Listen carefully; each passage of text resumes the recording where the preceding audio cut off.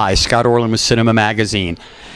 Remember the trauma of high school? Well, you're about to relive it again. The new film is called 8th Grade, and its director and writer is right here, Bo Burnham. Congratulations on the movie.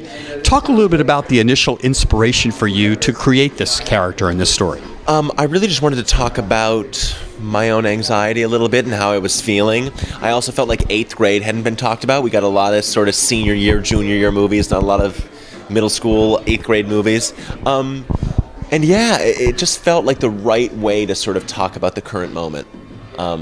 Yeah, I think at least it feels like we are going through a sort of 13-year-old moment as a culture and a world right now, it feels like. Well, it's really kind of fascinating for a lot of people who may not be familiar with your work, that you kind of came of age yourself cinematically on YouTube. You are a product of the internet. And so much we see in this movie is about social media and the internet and the acceptance. What did you learn from that experience that kind of you were able to bring into this story? Yeah, I really just felt like the internet means a lot to me. You know, the internet, I had felt like I hadn't seen the internet portrayed correctly on my own behalf. It means something to me. It affects my emotions. So I really just wanted to portray what I felt it was, which was deep, something that actually does mean something, and has consequences and changes the way we think and feel about ourselves. Yeah, and that's all I really wanted to do, is bring in a generation younger than me and try to talk about it with them.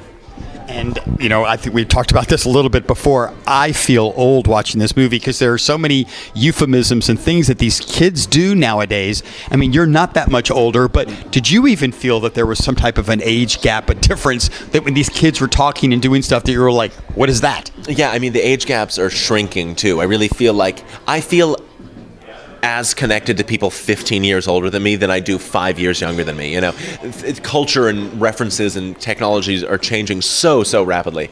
And that was part of the fun too, though, to make a movie where it felt like I didn't have to know every cultural thing that was happening. As long as it felt honest and long as it felt real and true to the kids, it was allowed. So yeah, I felt, trust me, they thought I was an old fart. I mean, it was not, I did not feel hip around those kids. So much of this movie literally lives and dies on its protagonist. Talk a little bit about Elsie. What were you looking for specifically in casting that you needed this character to inhabit? Yeah, I just needed someone that felt, you know, she's the character is voted most quiet, so she's on the surface shy, and I wanted someone. Every other person that played the role would when they auditioned, it would feel like a confident kid pretending to be a shy person, and she played it like a shy person pretending to be confident, which is what it is. She made the role active. She made the role could on its surface seem passive and blank, but she made it as someone that wants something. Being shy is actually wanting to speak all the time and not being able to. So Elsie just sort of, and was also able, Elsie just has a naturalism to her that is just preternatural and incredible.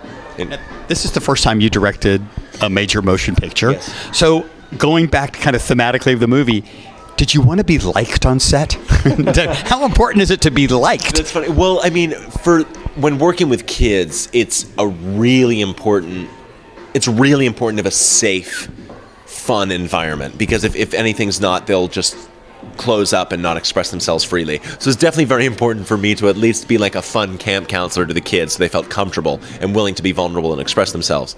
But yeah, I'm sure I want to be liked. I want to be liked all the time. You know, I'm a terribly, desperate, non-confrontational person. We like you, Bo. We like you. Thank you so much. Really appreciate it. And this is Scott Orland. Till next time.